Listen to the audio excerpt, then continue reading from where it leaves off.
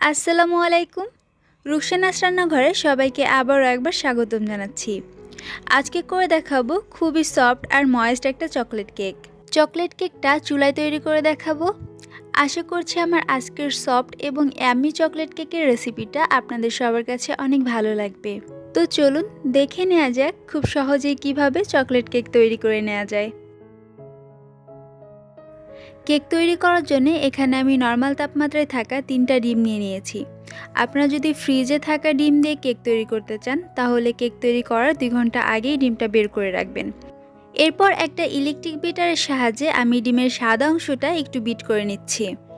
আপনারা চাইলে hand weeks দিয়েও করতে পারবেন। এরপর ডিমের কুসুমগুলোও বিট করে নিব। ডিমগুলো ভালোভাবে একটু বিট করে এর মধ্যে আমি চিনি অ্যাড করছি। এখানে আমি 1.5 কাপ চিনি ব্যবহার করেছি। আপনারা যারা মিষ্টি খেতে পছন্দ করেন তারা চাইলে 1 কাপ চিনি দিয়ে দিতে পারেন।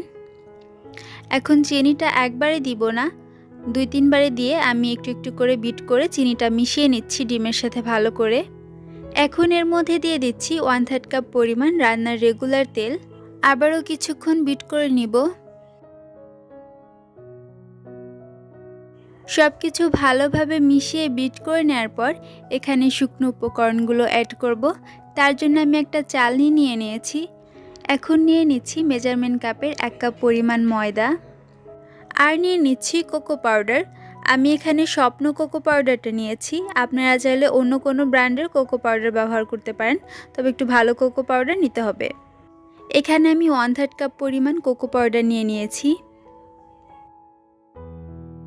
আর দিয়ে দিচ্ছি 1 চা চামচ পরিমাণ বেকিং পাউডার আর দিয়ে দিব 1/4 চা চামচ পরিমাণ বেকিং সোডা আর দিয়ে দিচ্ছি 1 চিমটি পরিমাণে লবণ। এখন শুকনো উপকরণগুলো ভালোভাবে চেলে নিব। তবে শুকনো উপকরণগুলো একবারে দিয়ে দেওয়া যাবে না, আমি অল্প অল্প করে চেলে দিচ্ছি। কিছুটা শুকনো উপকরণ দিয়ে তারপর আমি মিশ্রণের সাথে ভালোভাবে মিশিয়ে নিব।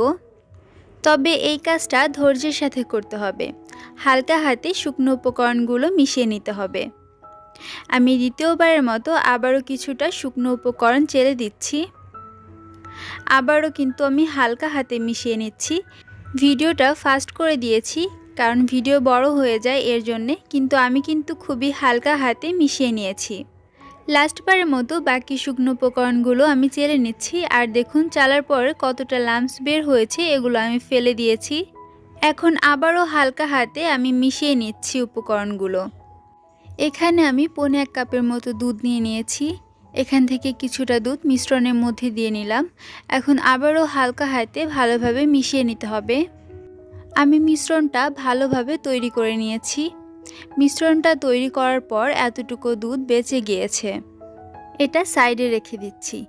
এখন এর মধ্যে দিয়ে দিব 1/3 চা চামচ পরিমাণ ভ্যানিলা এসেন্স। ভ্যানিলা এসেন্স দিয়ে আবারও হালকা হাতে একটু মিশিয়ে নিব। তবে কেকের মিশ্রণটা বেশি নাড়াচাড়া করা যাবে না। আমার মিশ্রণটা তৈরি হয়ে গেছে। আমি কেকটা তৈরি করার জন্য এখানে একটা পুডিংয়ের বাটি নিয়ে নিয়েছি আর নিচে একটু তেল ব্রাশ করে নিয়েছি আর উপরে একটা কাগজ কেটে দিয়ে দিয়েছি। এখন বাটির মধ্যে কেকের মিশ্রণটা ঢেলে নিব। বাটিতে মিশ্রণটা ঢেলে নিয়ে একটু ট্যাপ ট্যাপ করে দিতে হবে, ভিতরে বাবলস থাকলে বের করে দিতে হবে। আপনারা চাইলে একটা টুথপিকের সাহায্যে বাবলসগুলো বের করে দিতে পারেন। কেকটা তৈরি করার জন্য কড়াইতে পর্যাপ্ত পরিমাণে লবণ দিয়ে এটা 5 মিনিট ফ্রি হিটে গরম করে নিয়েছি। এখন বাটিটা স্ট্যান্ডের উপর বসিয়ে দিলাম আর একটা ঢাকনা দিয়ে ঢেকে প্রথমেই 10 মিনিট হাই হিটে আমি কেকটা বেক করে নিব। 10 মিনিট পর চুলার আঁচটা একদম লো আঁচে রেখে 50 মিনিট বেক করে নিলেই কেকটা তৈরি হয়ে যাবে। আপনাদের 5-10 মিনিট কম বেশি লাগতে পারে, একটু চেক করে নেবেন। দেখুন আমার কেকটা তৈরি হয়ে গেছে, টুথপিকের সাথে কিন্তু কিছুই লেগে নেই। এখন কেকটা ঠান্ডা করে তারপর কেকটা বের করে নিব। অবশ্যই কেকটা ঠান্ডা করে তারপর বের করে নেবেন। আমি কেকটা বের করে নিচ্ছি। এখন নিচের পেপারটা তুলে দিচ্ছি। আর দেখুন কেকটা কি সুন্দর হয়েছে, একদমই পুড়ে যায়নি, পারফেক্টভাবে বেক হয়েছে। আর কেক কতটা সফট হয়েছে দেখেই বুঝতে পারছেন। এখন কেকটা স্লাইস করে কেটে নিব। আমি এখানে 3টি লেয়ার করে কেটে নিয়েছি। আপনারা চাইলে 2 লেয়ার বা 4 লেয়ার করে কেটে নিতে পারেন। কেকটা আমি অফ স্ক্রিনে কেটে নিয়েছি ভিডিওটা শর্ট করার জন্য। এখন কেকটা ডেকোরেশন করে নিব। তার জন্য একটা কেক বোর্ড নিয়েছি আর এর ওপর সামান্য ক্রিম লাগিয়ে নিচ্ছি। এর ওপর এক স্লাইস কেক বসিয়ে দিলাম। উপর লেয়ারটা সবসময় নিচে দিতে হয়। এখন এর উপরে সুগার সিরাপ দিয়ে দিব। এখানে 1/3 কাপ পানির সাথে 1.5 টেবিল চামচ পরিমাণে চিনি দিয়ে আমি সুগার সিরাপটা তৈরি করে নিয়েছি। এখন ফার্স্ট লেয়ারে ভালো করে সুগার সিরাপ দিয়ে নিতে হবে। আমি একটা পাইপিং ব্যাগের মধ্যে ক্রিম ভরে নিয়েছি। কেক ডেকোরেশন করতে সুবিধা হবে তাহলে। আমি ফার্স্ট লেয়ারটা ক্রিম দিয়ে ভালোভাবে কভার করে দিচ্ছি। এখন একটা প্লেট নাইফের সাহায্যে একটু কভার করে দেওয়ার চেষ্টা করছি যতটা সম্ভব পারা যায়। ফার্স্ট লেয়ারটা কভার করে নিয়েছি। এখন এর উপরে চকলেট গানাশ দিয়ে দিব। যেহেতু এটা চকলেট কেক, তাই চকলেট গানাশটা দিয়ে নিলে চকলেট কেকটা খেতে আরও বেশি ভালো লাগবে। তাই আমি একটু চকলেট গানাশ দিয়ে নিচ্ছি ফার্স্ট লেয়ারে। চকলেট বার ফুটন্ত গরম পানির উপরে রেখে গলিয়ে নিয়ে আমি চকলেট গানাশটা তৈরি করে নিয়েছি। এরপর সেকেন্ড লেয়ারটা দিয়ে দিলাম। এরপর আবারও সুগার সিরাপ দিয়ে নিব। সেকেন্ড লেয়ারেও আবার ক্রিম দিয়ে নিচ্ছি।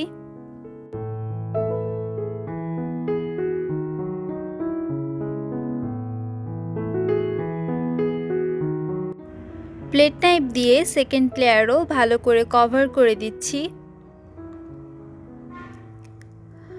এর ওপর আবার চকলেট গানাশ দিয়ে দিব।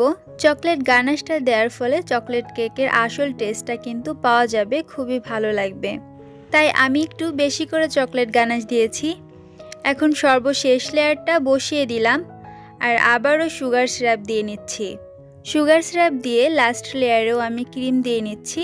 আর ক্রিমটা আমি অফ স্ক্রিনে বানিয়ে নিয়েছি। যদি ক্রিমের রেসিপিটা দেখতে চান তাহলে আমাকে কমেন্টে জানাতে পারেন, তাহলে আমি ক্রিমের রেসিপিটা শেয়ার করার চেষ্টা করব। প্লেট নাইফের সাহায্যে উপরের লেয়ারটাও আমি ভালোভাবে কভার করে নিচ্ছি এবং সাইড দিয়েও ক্রিম দিয়ে নিচ্ছি এবং একটা স্কেপারের সাহায্যে যতটা সম্ভব সাইডটা সমান করে দেওয়ার চেষ্টা করছি। ক্রিম সেট করার কাজটা খুব ধৈর্য সহকারে করতে হবে। সাইডটা সমান করে দেওয়ার চেষ্টা করছি আস্তে আস্তে। প্লেট নাইফ দিয়ে উপরটাও সমান করে দিচ্ছি।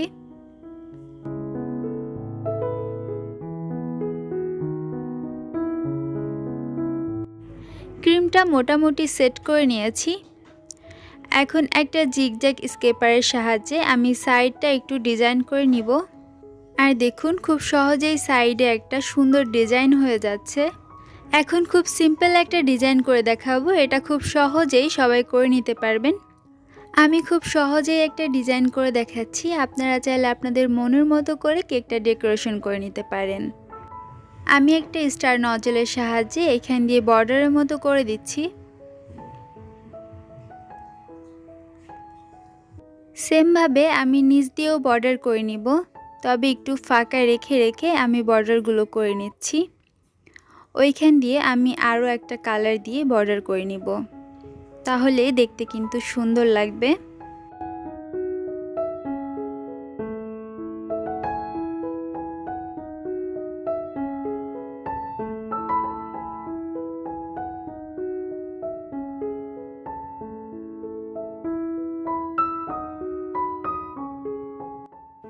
সেমভাবে অন্য কালার দিয়ে আবারও বর্ডার করে নিব।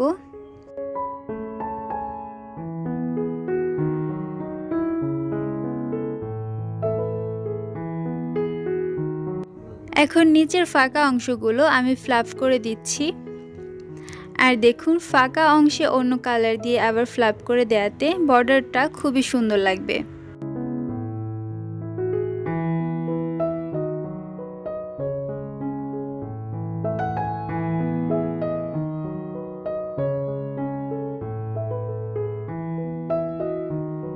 আমি খুব সিম্পলভাবে কেকটা ডেকোরেশন করে দেখাচ্ছি, আপনাদের যাতে একটা ধারণা আসে এই জন্যে। মধ্যে দিয়েও আমি আবার একটা বর্ডার করে দিলাম। আর দেখুন সিম্পলি কিন্তু কেকটা খুবই সুন্দর লাগছে দেখতে। আর যে চকলেট গানাশটা বেঁচে গিয়েছিল ওইটা দিয়েও আমি একটা ডিজাইন করে দিলাম। দেখুন কত সহজেই আমাদের সফট আর ময়েস্ট কেকটা তৈরি হয়ে গেল। আর কেকটা দেখতেও খুবই ইয়াম্মি লাগছে আর খেতেও খুব দারুণ হয়েছে। রেসিপিটা ফলো করলে আপনারাও এমন মজাদার কেক বাসায়ই তৈরি করে নিতে পারবেন। এইভাবে কেক তৈরি করে বাসার সবাইকে কিন্তু সারপ্রাইজ দিতে পারেন। সবাই কিন্তু খুবই খুশি হয়ে যাবে। তো চলুন আপনাদেরকে কেকটা একটু কেটে দেখাই যে কেকটা কতটা সফট হয়েছে। কিন্তু আপনাদেরকে একটা কথা বলে রাখি, কেকটা পরিবেশন করার আগে অবশ্যই কিছুক্ষণের জন্য কেকটা ফ্রিজে রেখে দিবেন, তারপর কেকটা পরিবেশন করবেন। তাহলে ভিতরের লেয়ারগুলো খুব সুন্দরভাবে সেট হয়ে যাবে আর স্পষ্টভাবে বোঝা যাবে। আমি কেকটা ডেকোরেশন করেই আপনাদেরকে কেটে দেখিয়ে দিলাম। আশা করছি আমার আজকের রেসিপিটি আপনাদের কাছে ভালো লেগেছে এবং আপনারা উপকৃত হয়েছেন। আমার আজকের রেসিপিটি আপনাদের কাছে যদি ভালো লেগে থাকে অবশ্যই আমার ভিডিওতে একটি লাইক করে দিবেন এবং কমেন্টে জানাতে ভুলবেন না যে আপনাদের কাছে কেমন লাগলো। এবং আমার চ্যানেলটি সাবস্ক্রাইব করে আমার পাশেই থাকবেন। আর পাশে থাকা বেল আইকনটি প্রেস করতে একদম ভুলবেন না এমন মজার মজার রেসিপি পাওয়ার জন্যে। আজকের মতো বিদায় জানাচ্ছি। সবাই ভালো থাকবেন, সুস্থ থাকবেন। আল্লাহ হাফেজ।